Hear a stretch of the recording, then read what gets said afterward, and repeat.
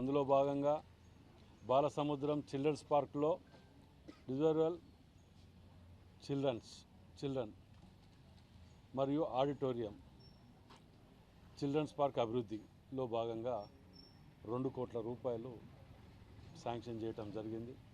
మరి అందులో భాగంగానే ఈరోజు ప్రారంభించడానికి ఆ వర్క్ ప్రారంభించడానికి కాలనీ పెద్దలతో సహా అందరం కలిసి కొబ్బరికాయ కొట్టి పని ప్రారంభించడం జరిగింది.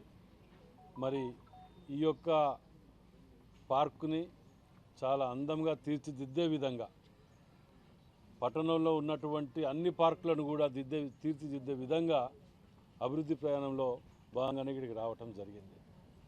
మరి చాలా మటుకు అన్యాక్రాంతమైనటువంటి పార్కులు కూడా ఉన్నాయి.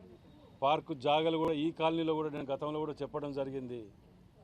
పార్కు స్థలాలలో ఆక్యుపై చేసుకొని కట్టించిన వాటిని తీసేయాలని చెప్పి మరి అందులో భాగంగా నిన్న సిపి గారిని కలవటం జరిగింది. సిపి గారితో హైదరాబాద్ తిరిగా ఇక్కడ కూడా కబ్జా గురైన వాటిని డీసీపీ స్థాయి అధికారిని నియమించాలని నిన్న రిప్రజెంటేషన్ ఇవ్వటం జరిగింది.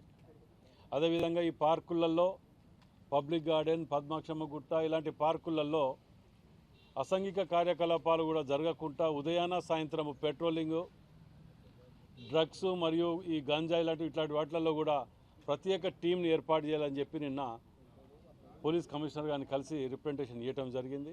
వారు కూడా మంచిగా స్పందించి ఇమీడియట్ టీమ్స్ని అలాట్ చేయడం జరుగుతుంది. మరి పట్టణ ప్రజలందరూ కూడా మన హనుమకొండ, మన వరంగల్ జిల్లాగా క్లీన్ అండ్ గ్రీన్ ఈ రెండింటి మీద ప్రత్యేక శ్రద్ధ పెడితే భవిష్యత్ తరాలకు కూడా మనం అందించవలసిన బాధ్యత మన మీద ఉన్నది. కాబట్టి అందరూ కూడా సహకరించాలి. ఒకరిద్దరికి ఇబ్బంది అయినా దాన్ని భరించుకొని మనకు ముందు సాగాలని చెప్పి మీ ద్వారా విజ్ఞప్తి చేస్తున్నాను. ఇక్కడ వరంగల్ సిటీ మధ్యలో ఒక అందమైన పార్క్ ఉంది.